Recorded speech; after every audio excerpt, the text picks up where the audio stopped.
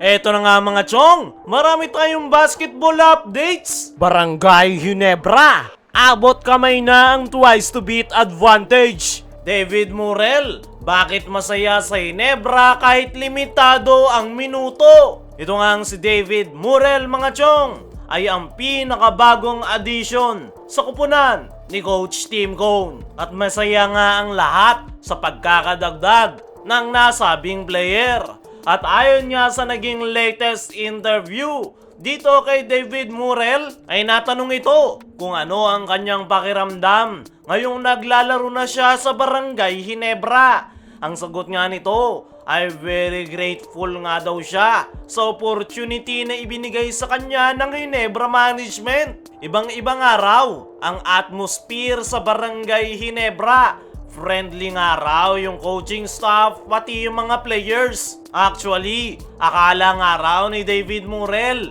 tapos na ang kanyang basketball career dahil walang gustong kumuha sa kanya sa free agency matapos siyang ibagsak ng Magnolia Hotshots. Ilang teams na nga rin ang dinaanan nitong si David Murrell at lahat ng yan ay binitawan lang siya. Kaya naisip nito na siguro tapos na ang kanyang basketball career.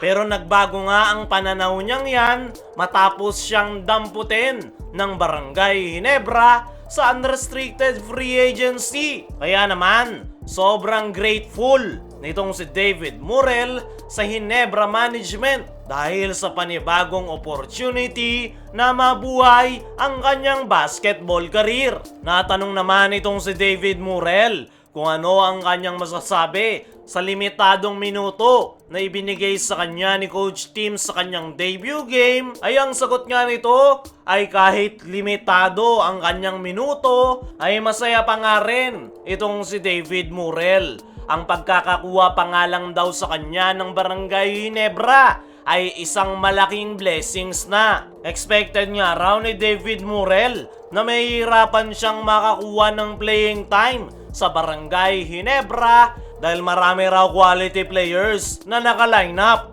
Nag-a-adjust pa nga rin daw ito sa sistema ni Coach Tim Cone pero maraming araw tumutulong sa kanya gaya ng kanyang mga bagong teammates para mapabilis ang kanyang pag-adjust sa sistema ni Coach Tim Cone. Ang pangako nga nitong si David Murrell para sa Barangay Ginebra fans ay ibibigay niya nga raw ang kanyang best para makatulong. Sa ngayon ay kinakailangan niya pa nga raw i-figure out kung papaano tumatakbo yung triangle offense ni Coach Tim Cone. Tatrabahuhin niya nga daw yan at kukuhanin yung tiwala ni Coach Tim Cone at naniniwala itong si David Murrell na paunti-unti ay madadagdagan ang playing time na ibibigay sa kanya ng Barangay Ginebra coaching staff. Para sa akin mga chong, ay expected talaga na limitado yung playing time nitong si David Murrell sa Ginebra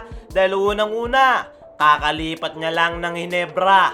Kailangan niya pang mag-adjust at pag-aralan ang triangle offense. At once nga na makuha niya yan, ay panigurado, mabibigyan siya ng quality minutes ni Coach Tim Cone. At sa skills at talent na meron itong si David Murrell, ay hindi malabong mabilis itong makaka-adapt sa sistema ni Coach Tim Cone. At ang isa nga sa pinaka-asset niya na po pwedeng magamit ng Barangay Ginebra ay ang kanyang magandang depensa.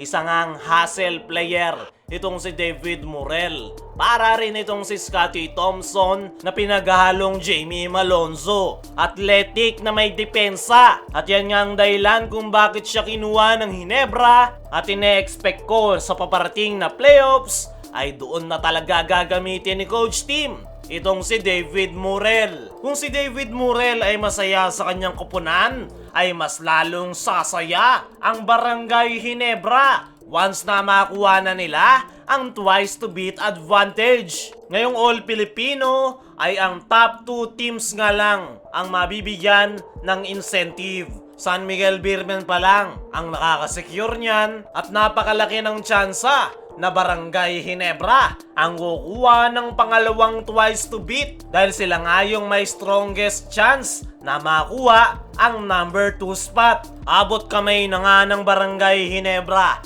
ang twice to beat advantage at meron nga silang dalawang ways para makuha yan. Una ay gamit ang normal na paraan, pangalawa ay sa mas komplikado. Una ay ang normal na paraan kung saan kailangan lang nilang ipanalo ang kanilang huling laro, which is kontra NLEX Road Warriors. Kapag naipanalo nga ng Ginebra ang laro, ay sigurado ng kanila ang twice to beat advantage.